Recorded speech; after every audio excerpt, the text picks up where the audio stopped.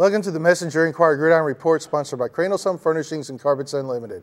I'm Scott Hagerman, and with me this week's Mark Mathis. And Mark, I feel like this is the week where we're really going to figure out kind of where people stand in the district. Yeah, it's really interesting. Almost every game has a playoff implication, except for maybe a couple of teams that have already been eliminated. But almost every game is important right now. Absolutely. This is the time of year that I'm really looking forward to. Yeah. Well, we're going to talk about every class that we have teams involved in, but before we get to that, we're going to hear an interview you did with John Edge on Wednesday. So let's take a look at that. This is Mark Mathis here with Coach John Edge, Owensboro Catholic. The Aces are ranked number 4 this week, coming off a big victory against Hancock County. And how important was it for you all to get a leg up, so to speak, with that win over Hancock?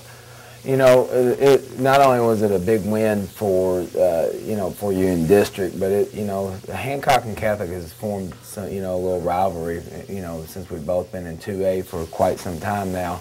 I know they went to 1A for about 4 or 5 years, but again, it's a tough game. They're very physical, and it helped our not only confidence on our offense but our defense as well. Just a team as a team, as a whole. Right. The fact that you all had kind of been trying to figure out maybe if you were the best team in the district or could be the best team in the district, did that game kind of help give you a gauge on here's where we are? And I think we just felt like last year we laid a really big egg and against them, and we didn't take care of the football, and I think we had a little bit more to prove, not only just from, like I said, in the district standpoint, but it helps when you start out 1-0 and against a very good football team, and you got a good football team in Todd, and a much improved football team in Todd coming up this week, and then not looking ahead, but you got Fort Campbell waiting, who's the 3-time defending state champ. So once you get that first win in your district, you do feel a little bit more confident. Right. It gets you rolling a little bit. Exactly. You bring up Todd County, and I'm guessing you guys will have, you've got your team's full attention on Todd County. Absolutely. Even with Fort Campbell coming up. How are you able to establish that we've got to take this kind of one step at a time? Well, to be honest with you, I didn't give them the Todd County and Fort Campbell game because several reasons. One is that I don't want them looking at Fort Campbell. Right. I want them to focus on Todd County. So they've responded well, and it's fall break, and that's another battle you're fighting as well. So if you keep them focused on Todd County, then they'll stay focused on Todd County instead of worrying about what lies ahead afterwards. But we lose this game, then that could hurt our chances to win the district. Right. If not, maybe put us in the 3rd seed, and we don't want that. Right. I mean, is it easy to translate to them that winning every one of these district games means you got a better chance of staying at home and that kind of thing? And technically, with the district standings, is that if we did win, that gives us home field advantage because it's an even year, and we're an even district, so we would get the host if we make it that far the first 3 rounds. So. And that's important to us. Now, we're not worried about that right now. We're worried about Todd County, and so again, but if they play one game at a time and focus on one game at a time, we'll be fine. Right.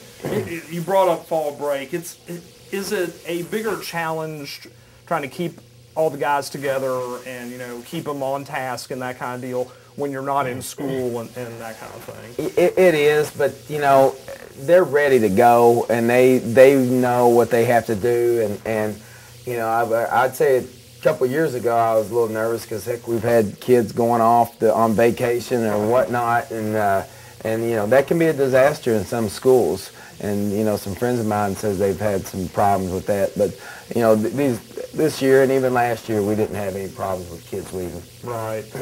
Have all your playmakers been effective in different ways?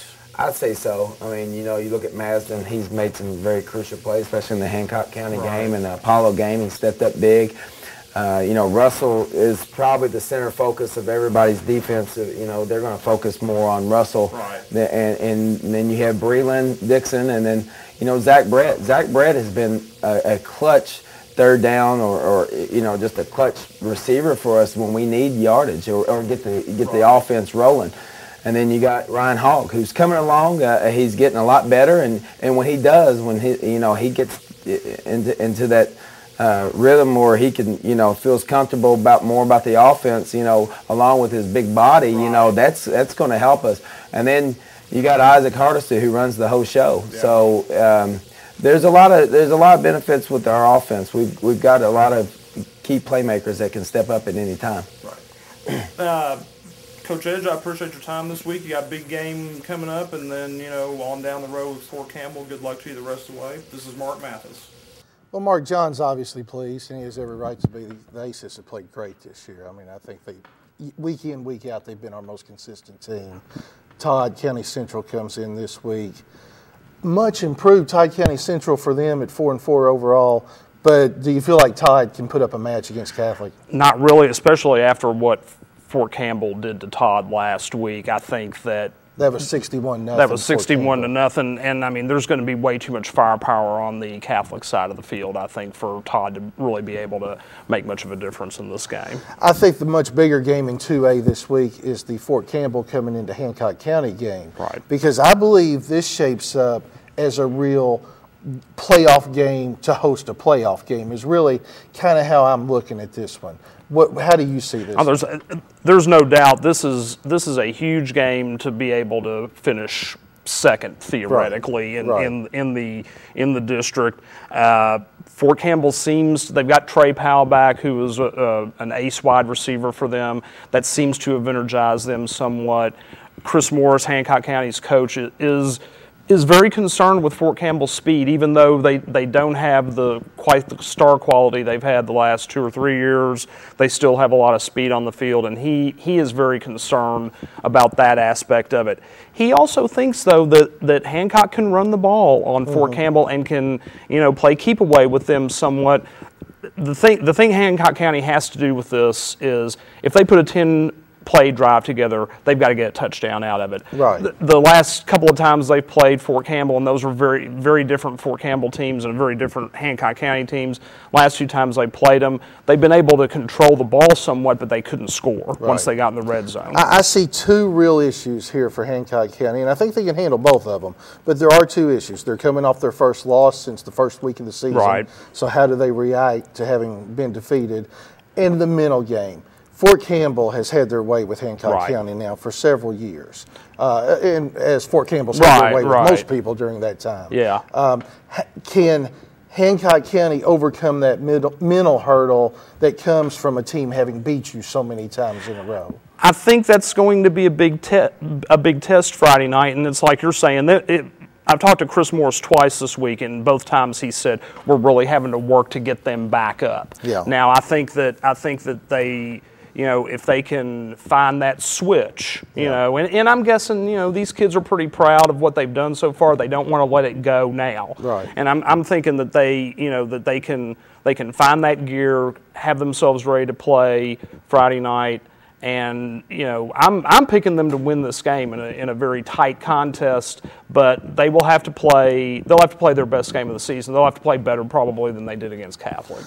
Well, so you got Catholic sitting there at 1-0. You got Fort Campbell right now at 1-0, and then you got Hancock and Todd both at 0-1. Right. So that's how we're viewing this as a playoff game. If Hancock beats Fort Campbell, then they're both sitting there at 1-1. Right. And if you assume Catholic can beat Fort Campbell, which they beat Hancock last week, then Hancock has that head-to-head edge to where they would host the playoff game. And I think that's just going to be so huge for whoever can also host that playoff game. Yeah, I mean, this district is very interesting in that you don't want to go on the road first round no matter what, but especially in this district, you don't want to have to go to Fort Campbell, and you don't really want to have to come to Owensboro Catholic either. Yeah, right. So, all right, well, we've got a lot more to talk about. We're going to take a 30-second break to hear a word from our sponsor, and we'll be right back.